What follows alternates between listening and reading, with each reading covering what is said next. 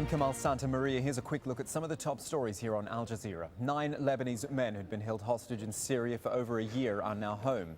There were jubilant scenes as the men arrived at Beirut's international airport as they were met by officials and family members. Syrian rebels freed them late on Friday in an agreement negotiated by Qatar. As part of the deal, 2 Turkish airline pilots being held hostage in Lebanon have also been freed. They arrived in Istanbul on a Qatari jet on Saturday. They were kidnapped in Beirut back in August in retaliation for the abduction of the Lebanese men. And the settlement also involves a third group of prisoners, women held by the Syrian government. Lebanon's interior minister says Damascus will be releasing 200 prisoners. One of the freed hostages spoke to Al Jazeera about the conditions of his captivity. Of course, I feel happy and relieved. Anyone who's forcibly taken away from their family for 530 days will feel relieved at returning home.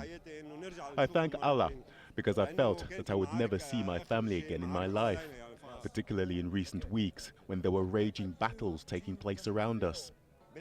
In the beginning, they treated us well, but then it was really bad. In the last few months, they imprisoned us in a room where the temperature would reach 50 degrees. The doors were constantly closed. Every 3 days, they'd bring us a kilogram of tomatoes, a kilogram of onions, some aubergine and other food. In other news, protests are continuing in Portugal over the latest round of austerity measures.